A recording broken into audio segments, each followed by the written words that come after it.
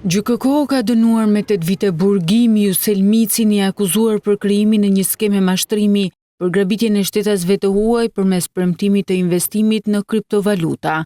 32 vjeçari u ndalua 2 vite më parë pas denoncimeve të bëra në shtete të ndryshme, ndërsa në Tiranë kishte krijuar një call center. Masa ndaj tij u dha me gjykim të shkurtuar dhe u dënua për grup kriminal, pastrim të parave dhe fshehje të ardhurave.